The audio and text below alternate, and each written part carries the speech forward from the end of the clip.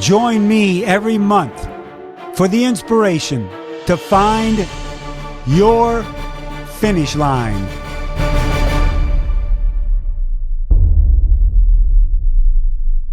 Hello, everyone, and welcome to another edition of Find Your Finish Line, presented by Curad Performance, the official medical supplier of IRONMAN. And you can get their far infrared kinesiology tape at Walmart at ironman.com. And also, you can get it at the expo in Kona. This is the Kona show. And they're going to have a physical therapist in the booth at the expo in Kona, and you can get taped up, all you athletes. So make sure you take advantage of that. This show is not only about finding your finish line at a race or an event, but in life. We talk to people from all walks of life who have jumped over a lot of hurdles to get to where they are today. And so hopefully you can gain a lot from that. And as a side note, I want to thank everybody for all your incredible messages that you sent me after my announcement. I have been overwhelmed, and I am so gracious with what you've said, the cards and letters that you've sent me. The little 9-year-old girl in Wisconsin that gave me the rock she made, and on it says radiate positivity. That brought a tear to my eye. So thank you again, everyone, and I can't wait to see all of you going to Kona that are going to be there in Kona. And talking about Kona, we've got a guy that, I tell you what, he's one of the classiest men I know. Why? Because I was in a little bit of a bind on this show. I called Mark, and what's he do? Yes, Mike, whatever you need. So Mark Allen, welcome to Find Your Finish Line again. Thanks for having me on, Mike. Hey, I'm just hearing you talk about, announcing that you're going to be transitioning out of being the on-site announcer, the voice of Ironman. And you get all these cool prizes. So maybe I should just announce I'm retiring so I can get some really cool stuff in the mail. Because, it's just, you've commented to me a few times in conversations we've had since that announcement came out, how just, thousands and thousands of people who reached out to you and congratulated you and said, hey, you called me across and it meant so much. And so pretty amazing. You have an amazing string that started back in 1989, right? Yeah. You and I, big years for both of us in '89. Thank you, Mark. And what's interesting about it all too is people from way back are coming out of the woodwork, and I actually remember a lot of them, calling them in 1990 or 91 or in 2000. So it's great. It's, as you know, the Ironman family and the triathlon family is very strong and close-knit, and this just proved it to me one more time again. So thanks for that. But it's not about me on this podcast today. It's about Kona, the Ironman World Championship coming up very soon. And Mark, you've always had that keen eye with Kona. And, racing it and winning it 6 times, and then keep going back and seeing the crop of pros that have come ever since your last win, keep coming and keep raising the level and raising the bar. The first question I want to ask you, Mark, before we get into the pros this year is, after you won the race, what are some of the most favorite wins by some of the male and female pros after you won that impressed you? Oh, boy. That's a really good one. Well, one of the ones that sort of touched me in a broader sense was when Tim DeBoom won, because it was the first event after the 9/11 bombing in New York City. It was basically the first world championship event that was held in the United States after 9/11 that year, and it just somehow it was fitting that an American would win the Ironman that year, which he did, and he, he's such a quiet guy, and he plugged away too. It didn't happen at first. He was trying to learn, trying to figure it out. He trained a lot with Peter Reed. Peter, whether he wanted to or not, kind of shared some of his secrets, and Tim capitalized on that and finally put it all together for that first of his 2 wins. So that was an amazing one. I just loved, one of my favorites was just to not only watch Natasha Bodman cross the finish line in first place, but then to hear her speeches at the award ceremony the following night. She just has this completely different outlook on the race and how she was, soaring like an eagle. I mean, I can't even recreate it because they were just such unique and cool acceptance speeches for her victory. Oh, Mark, we remember the exact same thing because I remember the speech standing behind her. Her arms were in the air, and it was a windy year that year. And she's talking about how she's just flying through the wind like it wasn't even there. And all the athletes are going, well, I felt it, but somehow Natasha just cut through it like a knife. And her speeches, you're right. As soon as you mentioned that hit me too. Her speeches were very special. Who else? So Anybody else? I'm gonna quiz you right here. So this wasn't about the race; it was about the award ceremony. And I know you're going to get the answer, but who is the man that won the year that at the award ceremony it was raining lightly, and then it started raining harder, and then harder and harder, and then the electricity goes out, and the men's champion was literally giving his speech. No lights, no microphone, and there was maybe about 50 people who were still left at the award ceremony at that point in time. Remember who that was? Yeah, that was Crowy. That was Craig Alexander. And it's funny because when everything started going out, it was right when we were doing the men pros, and I felt so bad for Crowy because everybody ran out of the parking lot. It was a torrential downpour. People were underneath the tables in front. I remember looking down. Rose was there. My wife was there that year with friends. They're under the table, and finally they ran out. And Craig was giving his speech, you're right, to like 25 to 50 of us just standing in front of him. And I came off the stage to listen. And he had his shirt. His shirt was torn all the way open because it was so wet. He just tore his shirt. So he's bare-chested giving this acceptance speech to his championship. That was that's one I won't forget either. That was a good one. But, every year is amazing. Like when the first athletes come across the line, the first man, the first woman, it's always something unique. There's no two races that have been won with the exact same strategy. There's no two people who've gone through the same journey to get to that point in time. Think about like Patrick Lange. He was there and crosses the line, and then he proposed to Julia will you marry me? And another public display of, like you said, we're a big family, and to share that precious moment with basically the world was pretty cool. And to have sometimes it's also the consistency of an athlete that is super impressive for me. So it's not necessarily one win that I go, wow, that win that person had was just like the bomb. Think about Daniela Reef. She's won the race so many times, and she's been so dominant every single time she's done it. And she hasn't always had good races there. She has faltered. And so as strong as she can be, she's also human. And just knowing that, it makes the wins, in my opinion, just that much more impressive, because sometimes when somebody gets on a roll, it's like, oh, that person's unbeatable and blah, blah, blah. Well, she is beatable. And so for me, that's actually going to be one of the exciting moments this year in Kona is seeing how she'll do. Last year that she won was 2018. Anna Haug is coming into the race as the defending Kona champion, not the defending Ironman world champion, because that's Daniela, won it just this past May in St. George. But it'll be a really interesting, if she can come back and win this year again, which it looks like she has a very good chance of doing. Think about that span of time between 2018 and 2022, and basically 3 years of no racing, and just personal things that she's had to pull herself together from and pick up the bootstraps and relaunch and regroup, and she's on form.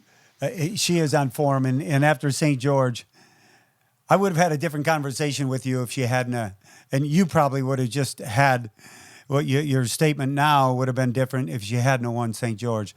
But when Daniela, she put her stamp on I'm back bigger than anything I've ever seen, because she went out there and just buried everybody, basically. Mm. And when she came through that finish line, you talked about it, Mark, you can see the emotion. Even if somebody's a 5-time Ironman champion, the emotions are always different. The same for the age groupers. But when Danny came across that finish line in St. George and put out her hand, not as a high five, but 5 times, I'm a 5-time champion. And I would say this 5th one was probably the sweetest she's ever had, almost more than her first one. Only she can answer that, but to look on her face. And when she came back, she partied. She was with us, my gosh, the last 2 or 3 hours, putting medals on everybody, along with Christian. So it is a different conversation now. And I know the other women in the race are going, oh my gosh, that's all we need now. Daniela's back. You know, if she hadn't done well in St. George, they'd be thinking about other athletes. Mark, what do you think, before we get into the athletes individually, what do you think the biggest challenge will be this year for the pros? I think the biggest challenge is that none of them have raced there since 2019, and a lot of the true contenders are first timers, and so it's going to be it's going to be the kind of day where if whoever wins it is going to have to figure out the strategy that's going to put them across that line in first place on the day. Like, you just can't pencil it out, because you don't know how people are going to do who have not raced before. You don't know how past greats are going to race 3 years past since the last time they were there. So I think there's more unknowns and uncertainty about the Ironman this year than ever before. And you add on top of that kind of that buildup of anticipation that each one of the athletes has going into it, because it's like, okay, finally we get to race in Kona. I get to race in Kona. I get to race the Ironman World Championship in Hawaii. And that can be a double-edged sword. It can either propel you to that absolute beyond your limits type of performance, or it can mess with your brain to the point where you push too hard too early, you get caught up in the competition, and you forget that you have to honor the tremendous difficulty of sustaining a strong effort throughout that entire day in Hawaii, which, as everybody knows, is very different than anywhere else. And I keep going on here, but since it's been so long since they've raced in Kona, the athletes have raced at other Ironmans throughout the world in these few years.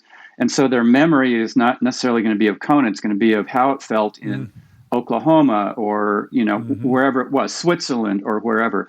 And that is a very different feel than it's going to be when they're in Hawaii racing. And as I tell athletes that I coach and talk about all the time, the tendency can be to sort of gauge how you're doing in Hawaii based on those other experiences in other places. And so but when you do that, you might think, geez, I'm having the worst day of my life, the way I feel, because you're comparing it to Switzerland or Oklahoma or wherever. Yeah. However, you could be having the best Ironman Hawaii of your entire life.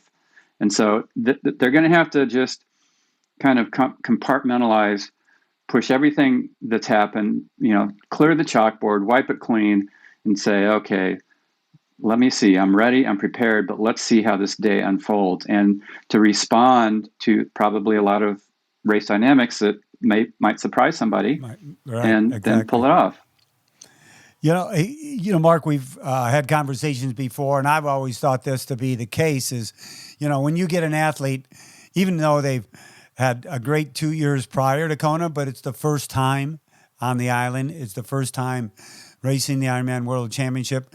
I always believed, well, that's a little bit of a disadvantage. The veterans going over there that have raced it 3, 4, 5 times, even if they didn't win it, they have a leg up because they have been there before. But do you think that's probably not as true as it has been in the past, because nobody's been there? It's even though Ben Hoffman's going back for he's finished it 9 times.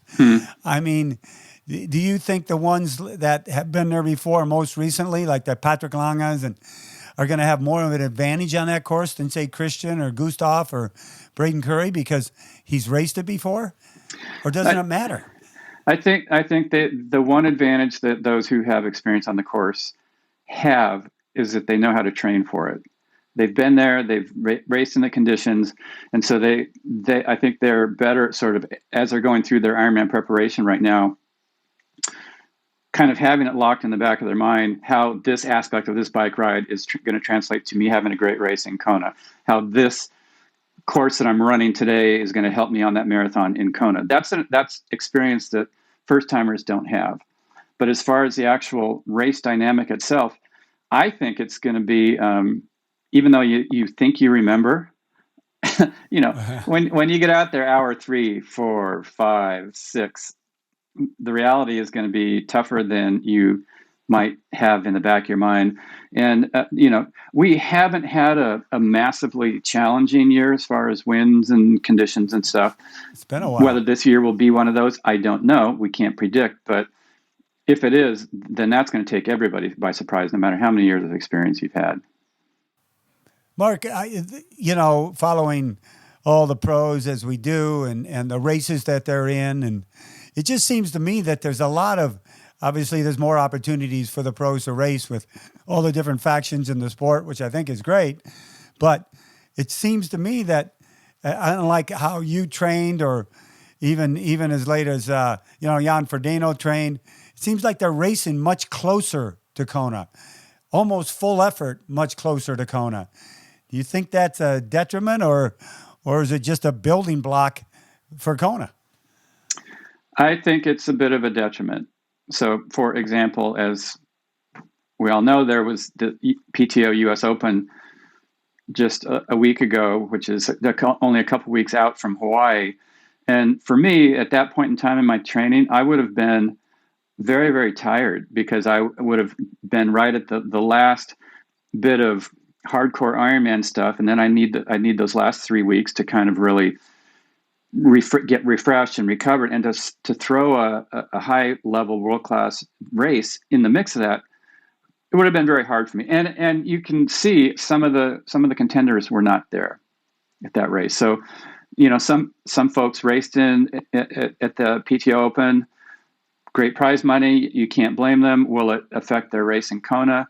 It would be tricky to race really well at both. And so, maybe that's what somebody like Lionel Sanders had in mind. He went to Dallas, but he had a lousy race in a certain sense. He finished 21st, I think. And he's, in my opinion, he's one of the top contenders for Kona. So either he's completely fried or he just kind of trained through it and said, whatever happens, happens. All my eggs are actually going into Kona because I know I don't have that many more chances to win Kona. And why would I not want to win that one? I'm seeing a lot of the pros and even a lot of age groupers going over early, like they're there, 2 weeks, 3 weeks prior to the event, 4 weeks prior to the event. Do you think that's kind of a new strategy for especially the pros? You know what? I'm going to get out there. I'm kind of on the tail end of my training, but I'm going to be able to ride to Hawaii. I'm going to be able to swim. You think that's part of their training now to get out there earlier and do some miles on the island? I know that a lot of folks were going basically directly over to Kona, which will put them there, 3 weeks in advance. I think that's too much. I did that one year. I went. I went about 3 weeks early because this was in the very early days with Team J. David, and we stayed out at in Waikoloa area. Yeah. And we thought, okay, this is going to be the secret because we're going to be here. We're going to train on the course. We're going to get used to it. We'll be adapted to the heat. We'll be used to the wind. Nothing is going to be a shock for us. Well, everything went great for about a week and a half. And then it just exhausted me because it's hard to have an easy day there because of the conditions. It's hard because of the heat. You're constantly getting dehydrated. You're losing electrolytes. It's very, very hard to recover from any type of real quality training in that kind of environment. If that had been the secret sauce, everybody would have been doing that for years now. It is important to get there in advance if you can. 10 days is, I think, pretty ideal. But 3 weeks is, you really run a risk of being very flat by race day. And so it will be interesting for us to see. More pros than I have ever heard or seen are going over I know. early, I probably know. twice as early as normal. We'll see how they stack up against those who kind of stuck with their strategy, train in the places at home where it's not like you're traveling anymore. You're in this environment that you're used to. There's nothing that's high stress. You don't have to get on the plane until it's time to actually, it's go time. And I think there's something also about getting there close enough to the race that you can contain the energy and the excitement and the anticipation all the way through till the gun goes off, and then carry it all the way through on race day. 3 weeks in advance, that excitement can actually wane a little bit. You kind of get used to being there, and it can lose a little bit of that initial, Ironman's coming up. Yeah. You're right. Like you mentioned earlier, the unknown. I'm thinking back in my 32 years now in Kona. I have never seen so many unknowns in a race, in a pro race. And there's probably a ton of unknowns in the age group race with 2 days racing, but that's not as advertised. So, I'll have you give advice at the end, but I got a feeling I kind of know what it is. Let's go through. I've got written down our top 10 seeds as they're seated in Kona. And Christian Blumenfeld from Norway and Daniela Reef are number one on that side. Number two is Lionel and Katrina Matthews, and Braden Curry and Annie Haug in there too.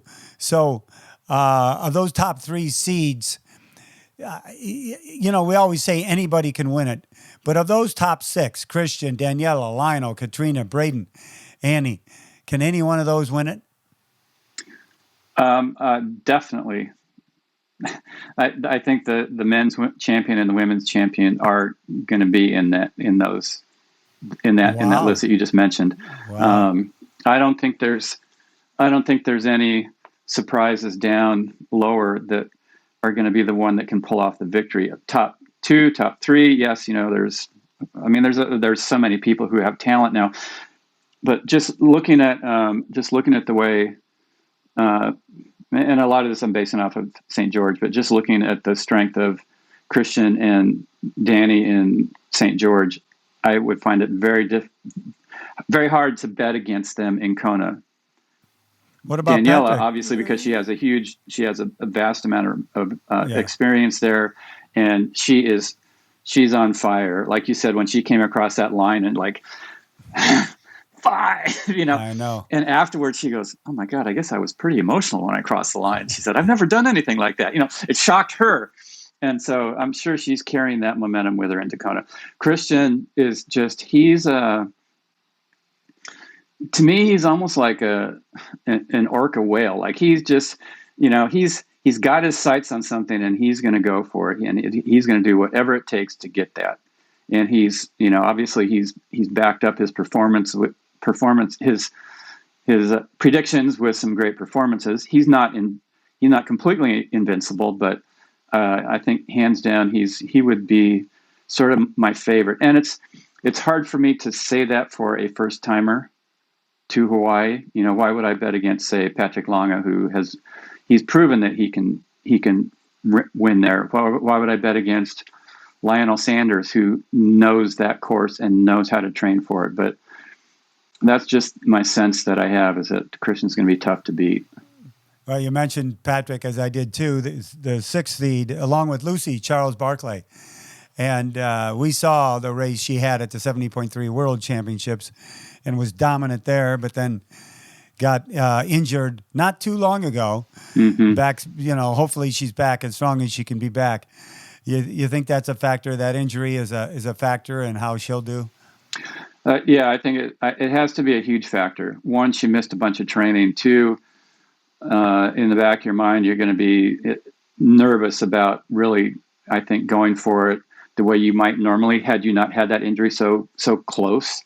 Mm-hmm. And so, it's so present when you have that. Like every time you go out and you train after you have come back from it, there's that little part of your brain that's like, oh yeah, okay, it's not there.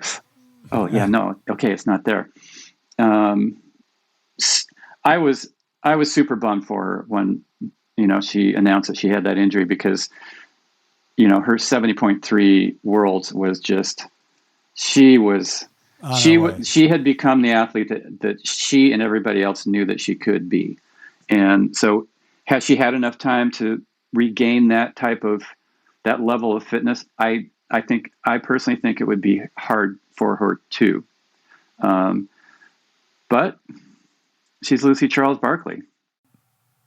Well, we know she'll get out of the water up front. No injury or no injury, we know that's true. It's interesting, in the top 10, Mark, only 2 of them have won that race, Patrick Lange and Sebastian Kienle. And because Jan's not there, and it's interesting to me. You always would think you'd have more champions in that top 10, former champions in that. But then going down to the 8th seed of Gustav Eden and Laura Phillip, I don't know. When I look at those 2 names, I'm not saying they're a dark horse. What I'm saying is they can win that race, and they're the 8th seed. Yeah, they would be my very strong backup picks, and for different reasons. Gustav, because he's super patient. He does not over race. He has been very conservative and picking his places that he goes, and every time he races, he does really well.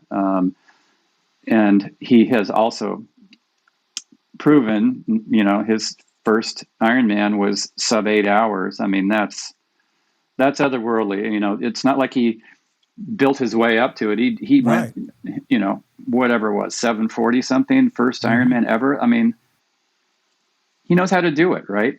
And he will be just as prepared as Christian, and both of them are in the same boat. They've never raced Kona before. So that'll be an interesting dynamic. Christian could possibly go a little too hard too early and have an epic explosion out there. I don't think Gustav Eden will get caught up in anything other than the right strategy for him to have his best race period. So definitely he's my strong backup pick for champion, and probably maybe it's even Steven for those 2. Laura Phillip, as you know, she trains a little bit differently than a lot of the other women at this point anyway, and maybe some of them are trying to emulate what she does, but her training is based on her menstrual cycle, and certain weeks during it she'll be doing a lot of anaerobic work, a lot of strength work, and then another couple of weeks she'll be doing very aerobic, more steady, longer distance, over distance stuff. And it has worked so well for her. And so for sure, I think she could be the surprise that not many people are really talking about, And you know what, Mark, she wouldn't be a surprise for me if she was top 3. I mean, not at all, just because she's so solid. She just and she gets on the run. She gets stronger as the day goes on. It's like there's no faltering there. So she's kind of my top 3 in the back of my head. That it wouldn't surprise me. I think it surprised a lot of people, but it wouldn't surprise me. And Gustav, I agree with you. I think Gustav, cerebral. He's the thinker. He, not only in racing but in training of his approach. And you're right.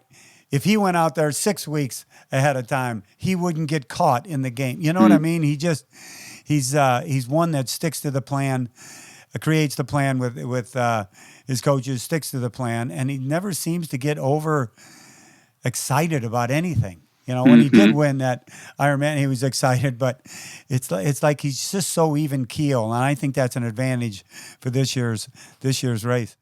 Hold on, everyone. We'll be right back after a message from our sponsors. Curad, the official medical supplier of Ironman.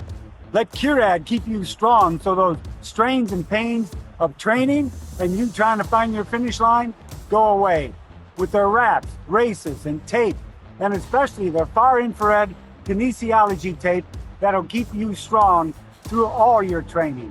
Check out their products today on Amazon.com, at Walmart, and Ironman.com, and let Curad help you find your finish line. You know, the ninth seeds, the two Americans that we both love, Tim O'Donnell and Heather Jackson. Tim, as a matter of fact, has 8 finishes in Kona, right behind Ben and Sebastian Kienle, like the third most finishes. Second most, because Sebi's got 8 finishes. And Heather's got 6 finishes there. Do you think for Tim and Heather, it's kind of the end of the train time for them with Kona? I think so. I'm pretty sure for Tim that this is going to be the last one, the grand finale, and hey, you guys get to go out on the same day. Kind of cool. Yeah. And then Heather, I would guess also just I'm not sure that there's many more stones to uncover for her to improve, to get better, and she does seem like the kind of athlete that likes to see if she can get better, to not just race to race, but to really try to improve her performance, her placing, and all of that. I spoke with Tim a little bit at 70.3 Santa Cruz, and he said, from his perch where he's standing, he said it just seemed like a lot of the seasoned vets sort of let the pressure off the pedal a little bit during COVID, but the up-and-comers just kept it floored, and they've made these just massive gains in their performance or their fitness and experience outside of racing itself that they've gained through their training. And, obviously, like everybody else, there was a little bit of a shock factor with that. And so he wasn't rolling over and playing dead, but he just acknowledged the fact that, wow, things have changed since 2019. And I mean, the top 3 people on the PTO list are 2 Norwegians and a Danish guy, right? It's like, it's just amazing. And they're all young, basically everybody's under 30. And, as we know in Kona, usually you've got to be over 30 to really put together some really solid, consistent performances. But I think we're going to see that these guys are well ahead of the curve. Yeah, and I think Ben Hoffman is in the same boat as Tim. On all of a sudden, what happened? Where'd these guys come from? And they just kept flying through it. But I always have this, patter in my heart that I want to see Ben do so well, just because I think he's on the Gustav. He has the same type of analogy. He's just that thinker. He plods along. He grinds. And it wouldn't surprise me if Ben was in the top 5. It really wouldn't. No, he is a great guy. He's so quiet, and like on his social media, all you see him doing is training, right? So you think he doesn't have another life outside of training, but he has a family, and he's and it's same as Tim. Yeah, and it's great, just great to. So I've got one for you that I knew of him because he trains with Lionel, but he comes to Mont Tremblant and took it out hard on the bike. Nobody really went with him. You had Cody Beals there and a couple others. And then he just keeps hammering on the run. And Colin Chartier out of Virginia just didn't come out of nowhere, but he did on his Ironman win. And then had a good race, obviously, at PTO. What do you think his chances are? I don't think he knows what his talent really is. You know what I mean? I think he actually knows what his talent is, but he's just waiting. He's just waiting for it to sort of manifest. Like I got to meet him for the first time in person at the Collins Cup 2 years ago, and you could just tell there was something about his progression and just his approach to things. Like, okay, this guy could be one of the very top contenders in this sport. He's not quite there, but then in the race at Collins Cup, he had an amazing day, and then just watching him in Dallas at the PT Open, winning that with a run form that is the kind of run form that you need for a great marathon in Hawaii. He had kind of almost a cross between Craig Alexander and Annie Haug. He just had this super fast cadence, and he was so steady, and he was very linear. There was zero wasted motion. And for a great marathon in Hawaii, that's what you need. You need that, Marinda Carfree perfect form to not waste energy, because it's such an energy equation out there. So I think he's he would be somebody that could be a dark horse. And I also heard, and this may or may not be true, that he had done a huge Ironman training weekend the weekend before PTO Dallas, because Kona is his focus, and he and his coach were sort of like, well, we're gonna do this because Kona's the focus, and you can't let this weekend drop down on the volume because you can't make it up in 2 weeks after Dallas. And so whatever happens in Dallas is fine. If you race well, then we know that you recovered from it. And if you race like crap, well, then we just rest you a little bit more. And so that's a cool kind of approach to the risk. Like, hey, I'm going to stay on track with what's the really big picture here. I'm going to throw in this race. And if I do well, awesome. And if I don't give a shit. Sorry for the language, but I don't care, Yeah, I understand. And so he's amazing. And, maybe, who knows, maybe he might be the first American to win that race since Tim DeBoom. If it's not this year, I think he's got a shot if he keeps his strong plan and keeps his head about him. But he's another one, as you said, the younger crop. It used to be 30 to 40 we'd worry about. Now we're worrying about 25 to 30, with the ages. The other one I want to mention, and she won't be there, and you and I have so much respect for her, is Lindsay Corbin. If she'd have made it to Kona, it would have been her 15th, the most by any male or female pro in the history of the sport. She still owns it at 14 finishes for the males and females.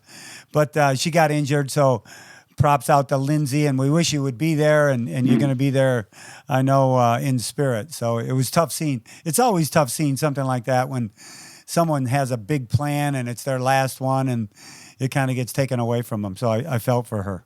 Yeah, when I heard that, I was like, oh, that's such a shame, because you want to end it on a good note, on your terms, and right. Injury can be part and parcel with what you're doing when you're pushing the limits like that. And I think that's actually one of the big stories this year is just the number of top pros who have gotten injured, who have missed races because of stress fractures, injuries. We haven't spoken about him yet, but Alistair Brownlee looked like, okay, the guy's back. He's going to be there. He qualified in Sweden, and he went really fast. And so he's going to be in Kona, and it's going to be another huge person to have on that start line. And all of a sudden, we find out he's got a stress fracture, in his femur, I think it is. And so he's out.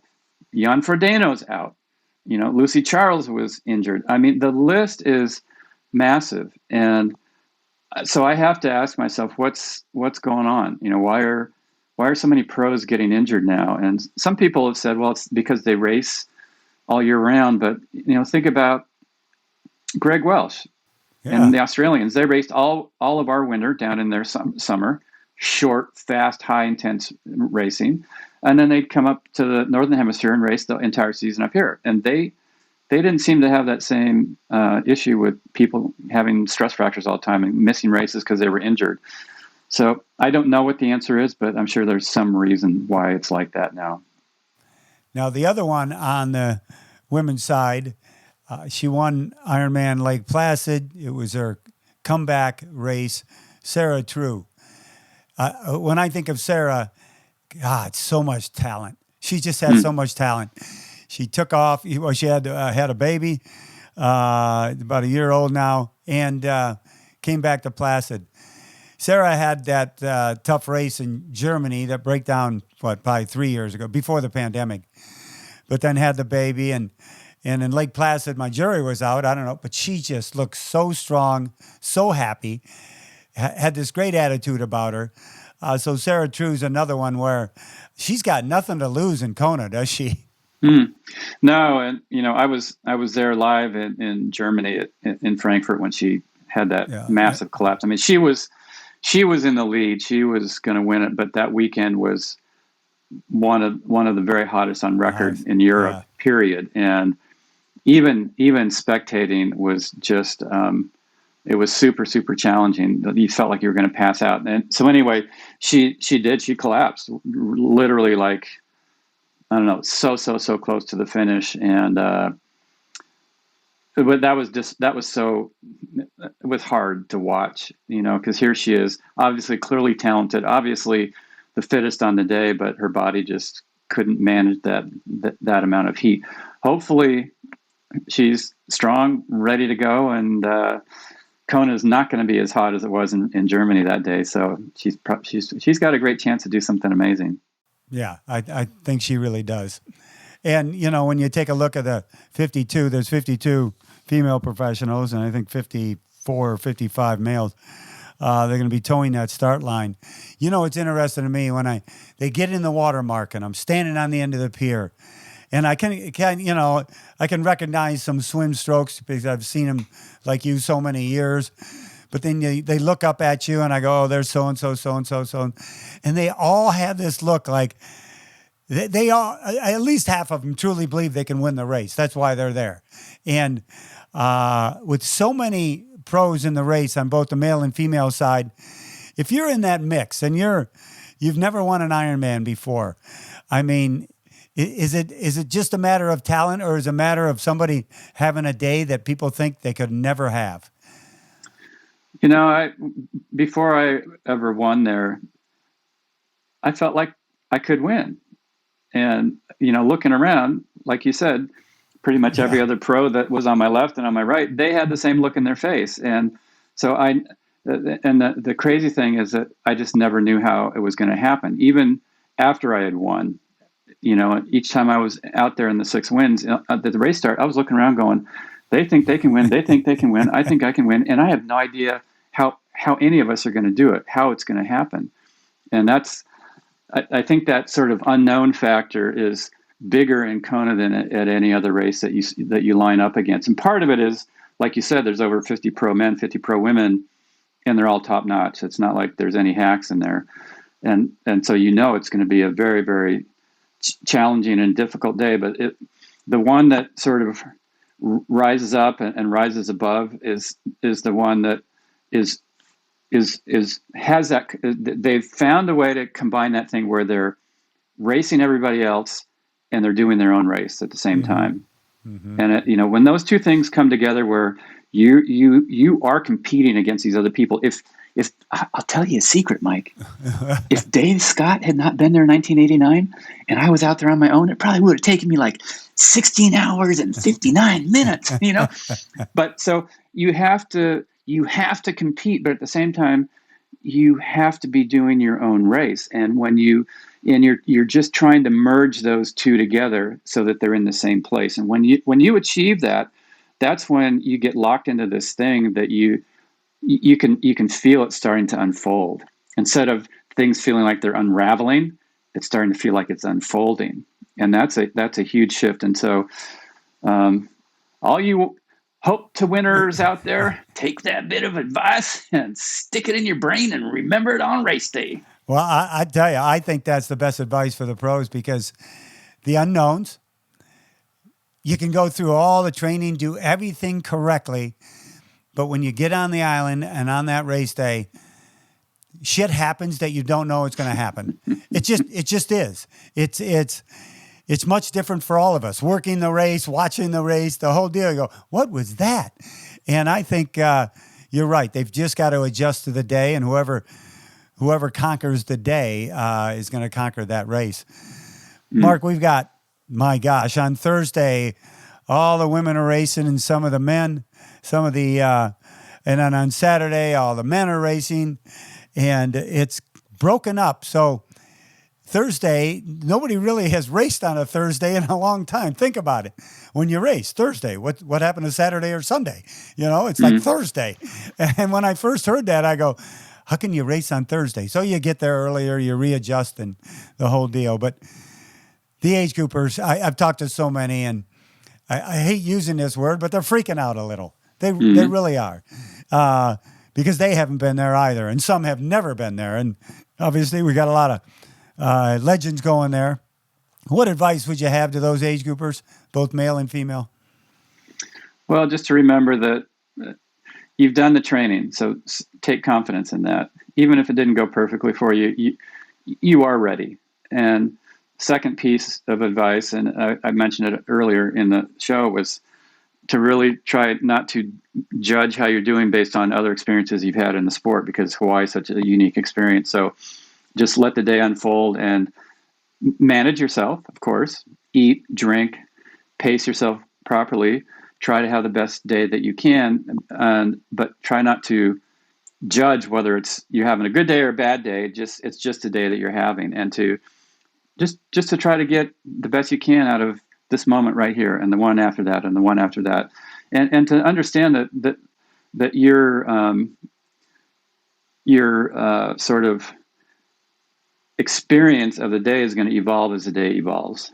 So you start out in the beginning in the swim, and you're nervous, and there's this anticipation, and you're fresh, and there's people, and you're jostling, and you're trying to settle into your rhythm, and you're trying to pull the best you can out of yourself, and then you make it through the swim, and it's like, ooh, okay, now we're on the bike, and you can see the world again. You come up that ramp, and there's Mike Reilly calling you guys up off the ramp, and he's going, come on, and then you're out on the bike, and at first it's kind of exciting because you're on the bike and you're in Hawaii, right, and you're heading out toward Waikoloa, and then you're climbing up to Hawaii, and then you're dealing with some winds, and then you make it back to Hawaii, back to Kauai High, and then you got to do that steep climb to get back on the Queen Kahumanu Highway, and it's always a tailwind, and your core temperature always rises about 200 degrees, and you get to the top of that thing, and you're like, holy guacamole, Batman, what did I get myself into? And then it starts to get kind of real, like, ooh, this is kind of cool, but it's getting really tough, and I still have a long way to go, and I can't even think about a marathon right now. But these are okay thoughts to have. You're going to make it through. And then, you work your way, and you finally get back to town, and then, you come into the transition area, and there's Mike Reilly calling you into the transition and getting out onto the run. And when you start out, when you're putting your shoes on, there's that part of your brain that's like, there is no way I'm going to be able to run a marathon. It sounds like running to Mars. It sounds like as impossible as anything. And so you have to just, it's like, just rein it back in. All you're worried about right now is getting out of the transition area and getting on the run and getting your running legs back, and getting into your rhythm, and keep getting your breathing relaxed, and letting your anxiety sort of move to the background, and then just work on the task at hand. One foot, the other foot, the other foot, the other foot. And, you'll go through that, and there'll be points where you think you can't keep going, but you'll find a way and a reason to keep going. And if nothing else, just think back on not only the training you did, but the support you've had from family, from friends, from training partners. And this is your moment to honor that help that they've provided you with to be able to get there to this amazing race. And as you move through those tough moments, each time you do, you find a part of yourself that you never knew you had, really. And it sets up this sort of internal energy and momentum that carries you that next step into the next and the next. And then at some point, obviously, you realize you're giving the best that you have to give. And then eventually you reach that point where all of a sudden you realize, I am going to make it to the finish line. And then, as we all know who have experienced it, you come down Elite Drive, and you're called across the line, and it's just this culmination of momentum that has taken place that is now yours. You own it, and it's just amazing. That's great advice, and every age grouper should always realize they put in the time and the effort, and they own it. It's yours, and that finish line is yours. So just get your butt there, and some guy will yell something to you, and hopefully you'll remember it for a while. Mark, what do you think? What do you think of the 2 days of racing, Mike? Well, I think it's fantastic to be able to break up the men and women. You know what it does too, from my side, the spectator side. To think about all the Saturday athletes. They get to watch an Ironman. They get to spectate, to sit around, stand around. I don't want you standing all day watching the race for 17 hours, but be smart about it. Whether you're up on a Lee Drive or a Palani or at the hot corner, you get to experience watching an Ironman on Thursday, and then the Thursday athletes get to experience watching it on Saturday. If I was racing, I would love to do the race on Thursday and party my buns off on Saturday, yelling at everybody. I mean, how good I know we'll see our champions out there on the course from Thursday and watching the race on Saturday. So I think like you say, there's so many unknowns, so many variables we've never experienced before in all our years in the sport. So I'm really, really looking forward to it. I think it's going to be special. It really will. Yeah, I think the Thursday athletes won the lottery. They're like, they got the best of all the worlds. They get to they get to experience the race, and they get to watch the race. And when they're watching, they're done. It's, the Saturday athletes, they're going to want to watch some, but at the same time, their brain is going to be on half bake already because they're still thinking about the race coming up in 2 days. On Thursday we've got all the women, and then the men 65 plus, the men 60 to 64, the men 50 to 54, and the men 25 to 29. Oh my gosh, the 25-29, they'll be out there on Saturday killing it. They'll be, partying. So that's our waves on Thursday. So Mark, tell me a little bit about TriDot and your association with them. You just came on board with them, seen a lot of great stuff that you've done. So tell us about it and what it's all about. Yeah, TriDot is it's a coaching platform. They have just this amazing way of taking all of the data that everybody's collecting these days and making sense out of it, so that it helps to optimize your future training. It's built by a company called Predictive Fitness, and that's kind of what their whole focus is. It's like, let's look at all of this data that people are getting and figure out what it means, and use that to then carry people forward in a way that's working with how their body's responding to the training that they're getting, and how it's responding to the amount of hours that they have, and making sure that their zones are accurate for them based on not only assessments that they do, but also based on whether the day is hot or if the day is cold. Because you know how it is. If it's a nice, cool winter day, you can run really fast. And on a summer day, you got to put the brakes on because you're going to blow up and trying to go that same pace because of the heat. All of that is part of what takes place in the TriDot coaching. And it was a move that it has so many of the features that I knew that I had to incorporate into my training of athletes if I was going to stay current. And if I didn't do that, then I would be left in the dust.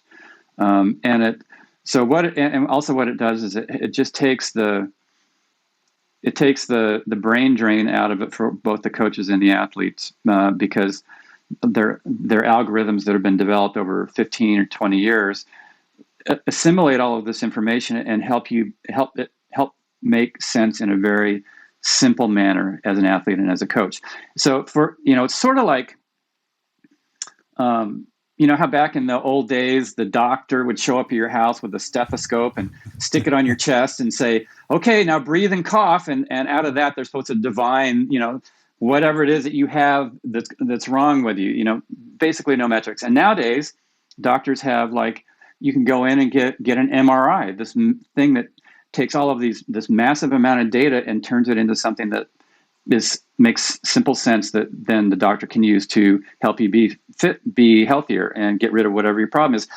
Same with what they do with Predictive Fitness. It's super cool, and it's also not just about the numbers. It's also, they have a great community. Their Facebook page is super active, and so no matter where you're training or where you're racing, you're always going to end up finding some TriDot folks and can be a part of that. And we're actually going to be launching a Mark Allen edition within TriDot right around Kona, and in that there will be tons of content that were created in conjunction with me. You're going to have video tips that are going to come into all of your workouts with, drills and how to do core work and functional strength work, and things to improve your mechanics, swimming, cycling, and running, and and just a lot of tips on how to train and race smart. And so it'll have my touch and flair and signature on it, along with their AI intelligence that really helps everything be fine tuned. So you can sign up for that, the Mark Allen edition in TriDot. Get on the waiting list, and when it launches, you can be a part of the launch, because the people on the list will get a sneak preview early. So it's going to be pretty cool. That's good. That's exciting. And TriDot was nice enough to have me on their podcast, and I just couldn't. When I was at Ironman Wisconsin, I could not believe how many people came up to me and, "Oh, we heard there was a great podcast," and it's nice being on the other side of the microphone, so to speak, when somebody's asking the question. So they did a fantastic job, and it was my pleasure to be on, and I thank them for that. And by the way, I'm not doing a whole lot next year, Mark, so if you need a voiceover guy or somebody to, yell at people, somebody, you better get out there and train. we could, that could be part of your app, who is that? Scare them into training. I know. The new Mark Allen method. Get your ass out there and go. I heard the TriDot podcast with you. It was a great one. And, Andrew, who is the MC of their podcast, he's a great guy and really, really good at setting up the structure and helping people reveal some pretty cool stuff that I got to learn about you. Yeah, it was fun. So, Mark, I will see you on the island of Hawaii very soon, and I know we'll maybe have a beer together. I know we'll both BS somewhere. There's functions every night. I think I start Saturday night. It's like before the race. So we're kind of everywhere this year because it's all jammed into the week with 2 race days. So, but thank you very much for being on Find Your Finish Line again. I can say right now you're my most favorite guest because you're the one that's been on here the most. So wow. Oh, thank you. I love being. Yeah, I love chatting with you. We always come up with some good stuff, and can't wait to see you live in person in Kona. Everybody, this is going to be his final call of Kona. No, I mean it's pretty exciting, and Mike is he's a legend, and he has created a legacy that will be remembered forever in our sport, and really has. I think you're a big part of actually helping create the family feel of this sport, and how you acknowledge people, how you're aware of athletes. You've been to so many races over so many years. You know the athletes. You know a lot of them. You know many of them, and you know their stories, and you can highlight that, and just the fact of calling somebody's name when they cross a finish line at an Ironman, that to me, that like seals the deal. It just takes that whole day's experience and it puts it right in there, and it makes it personal, because, when I cross the line, if you say, Mark Allen, you are an Ironman, that's me. It's me that just did that. Oh my God. So thank you, Mike. Well, I look forward to seeing you in Kona. Thank you, Mark. I appreciate that very much. What'll be good about Kona too is I have a lot of my family members there. That's going to be very, very special. Well, I'm going to bring you a box of Kleenex because you're going to need those, I'm sure. Yeah, I'm going to do my best. Yeah, I don't know. I'm going to do my best. Friends like you, I don't need enemies, because if I start tearing up, you'll be going, "Look at you, Mike. Look at you. Look at you." I can just see it. Oh, thanks again, everyone, for joining us for Find Your Finish Line, presented by Curad Performance, the official medical supplier of Ironman. Far red infrared technology. This is no bull. I got a bad wrist, and I tell you what, this stuff works great. So you can get it at the booth in Kona at the expo. Till the next time, everybody, make sure you go out and find your finish line. Aloha.